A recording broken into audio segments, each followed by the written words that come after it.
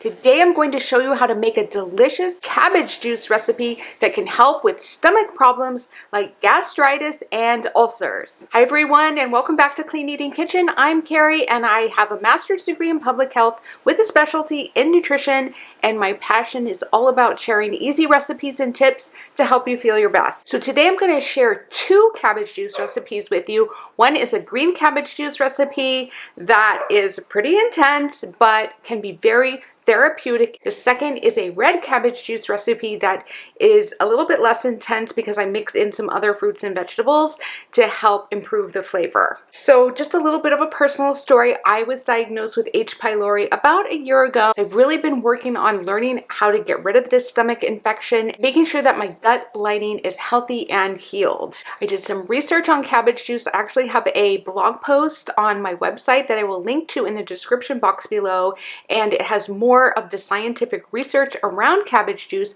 but it turns out that it can be a safe and effective way to treat inflammation in the stomach lining, and it certainly would have fewer side effects than taking antibiotics or using the proton pump inhibitors. Of course, I'm not a doctor, so be sure to speak to your healthcare provider before making any changes to your diet or supplement routine. I think what is so interesting about cabbage juice is that cabbage and cabbage juice has a compound that is called vitamin U. This vitamin has some really interesting properties that help the stomach heal itself, essentially. Other compounds in cabbage juice are that it's high in sulforaphane, which is a very potent antioxidant, which is also anti-inflammatory. It's also high in vitamin C, and it's also high in L-glutamine, which is an amino acid which can help with that gut lining health. So the recommended amount of cabbage juice to drink if you have a serious stomach issue would be 1 cup to 1 quart a day. And again, I would advise you to speak to your healthcare professional just to make sure it's right for you. And you may also want to start slowly because, of course, cabbage, if you just eat it normally, you might find that it can give you some side effects like gas and bloating. So if you're drinking the juice, you may also want to start slowly just to make sure you don't get any bad side effects, and to also just give your digestive system some time to get used to it. So the first recipe, as I mentioned, is going to be 100% green cabbage juice. So this is what is recommended by the scientific literature, and there's also a video from Dr. Berg. If you know him on YouTube, I'll link that video in the description box below. But this recipe is just 100% cabbage juice. You do need a juicer, or you could also use a blender. If you use a blender, you're going to need to add some water, and then you blend, and then you need to strain out the fiber from the juice. If you use a juicer, it's much more efficient, and that is what I'm using. Now, I'm using a whole green cabbage. I just cut it into about 8 big chunks that can fit into my juicer. If you have a smaller juicing feeding tube, you might need to cut your pieces even smaller than what I did. And I will say the green cabbage juice is a very intense flavor. It is not going to be an enjoyable juice to drink for the most part. I'm just going to put that right out there. So if you do want to make the green cabbage juice taste better, you might want to consider adding a peeled lime or lemon. You might want to consider adding an apple if you can handle the fruit sugars, or you might want to add some ginger. These things are not going to take away from the effectiveness of the cabbage juice. They're going to make it taste a lot better. So you can make a big batch at a time. Now, 1 medium green cabbage really does not produce that much juice, probably only about 8 to 10 ounces.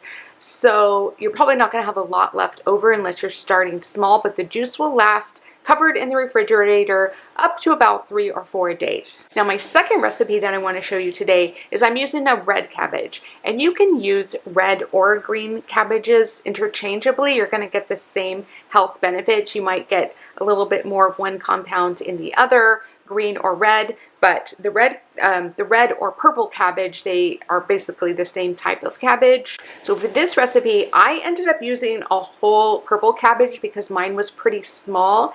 If you want a less intense flavor, you can just use a quarter or a half of the cabbage. You're also going to want to add a couple of red or green apples. I then recommend using a cucumber. Now, I had some cucumbers, but they went bad in my refrigerator, so I ended up using some chopped celery that I had on hand. And the reason is that the cabbage is what's known as a low yield vegetable, meaning that it doesn't really have a high water content.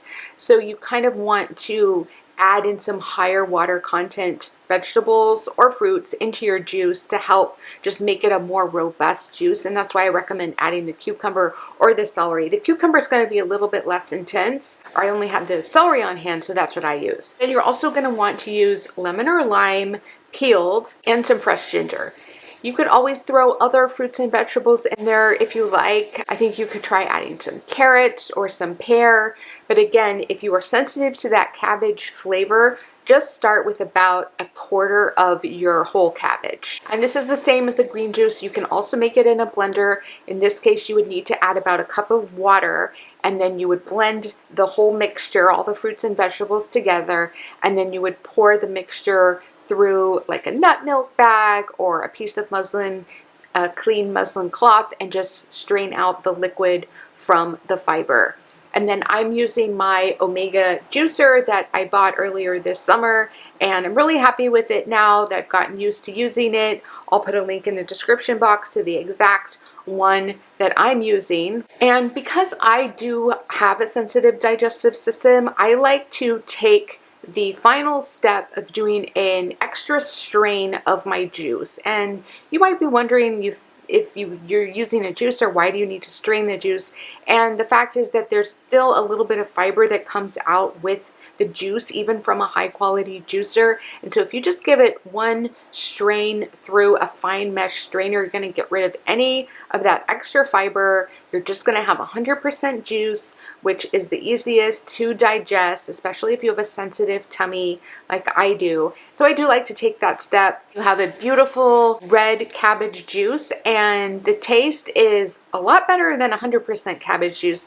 It's not my favorite juice, I will say, but it's one of those therapeutic juices that has scientific evidence behind it for helping with some of these serious conditions like gastritis. It can even help with weight loss if you're swapping out sugary sodas, let's say, for a healthy juice like red or green cabbage juice. And then it can also help with overall inflammation in addition to your stomach inflammation, because you're just getting so many nutrients. So I did want to remind you that I have a free healthy quick start guide. I'll put the link in the description. I hope that you'll join that. And I'm going to link to my other video, which is all about juicing for health.